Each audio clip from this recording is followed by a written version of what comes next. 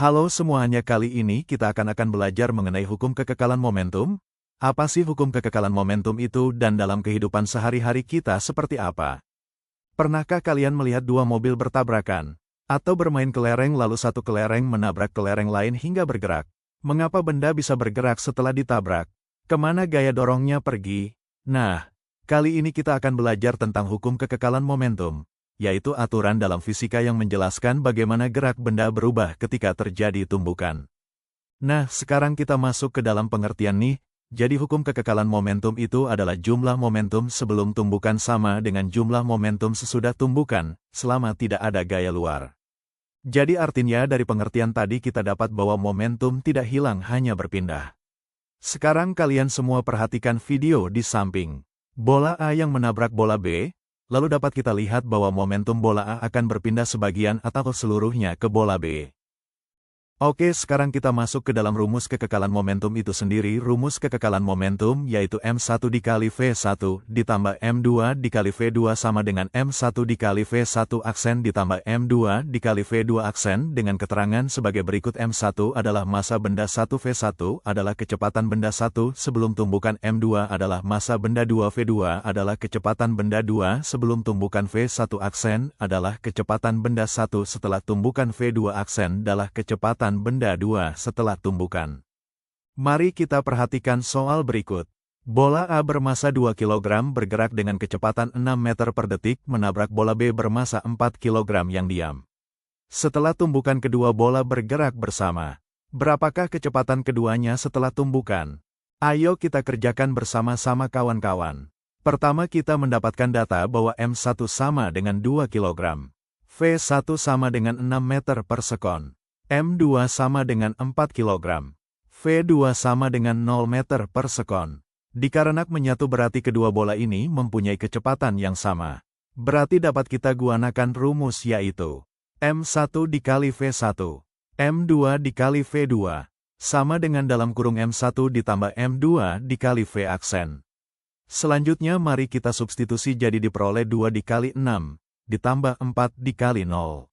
Sama dengan 2 ditambah 4, dikali V aksen. Kita peroleh hasil yaitu 12 sama dengan 6 V aksen. Kita pindah ruas. Menjadi V aksen sama dengan 12/6, didapatkan hasil 2. Jadi kecepatan setelah tumbukan adalah 2 meter per sekon.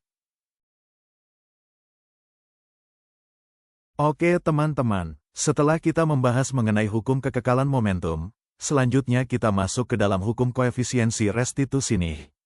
Apa sih koefisiensi restitusi itu? Jadi koefisien restitusi adalah nilai yang menunjukkan tingkat kelentingan benda setelah tumbukan. Kelentingan artinya kemampuan benda untuk kembali memantul atau mempertahankan geraknya setelah bertabrakan. Ada juga nih ukuran elastisitasnya. Didapat lenting sempurna jika S sama dengan 1 terjadi jika tidak ada energi kinetik yang hilang saat tumbukan.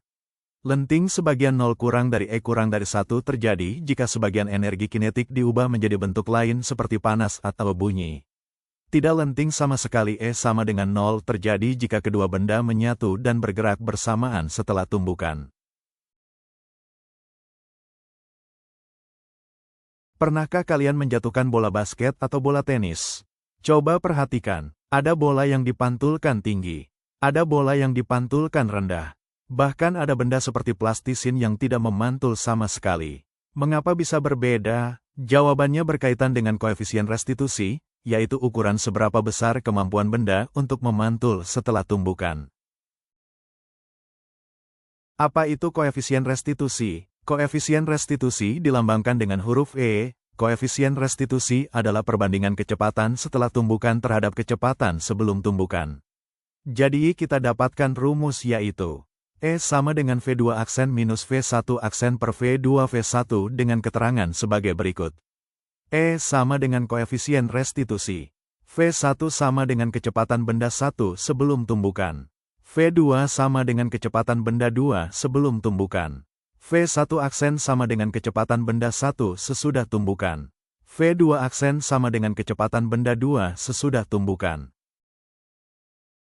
Selain rumus yang tadi, koefisiensi restitusi ini sendiri juga punya rumus yang lain.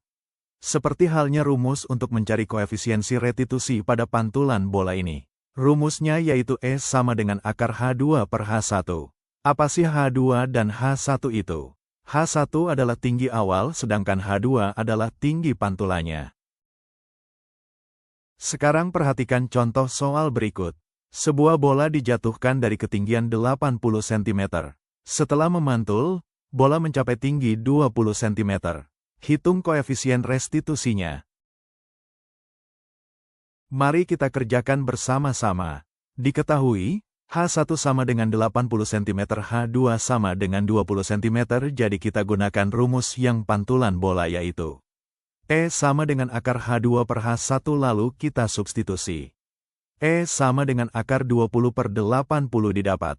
E sama dengan akar 0,25 lalu kita penarikan akar kuadrat jadi E sama dengan 0,5 jadi koefisien restitusi bola adalah 0,5.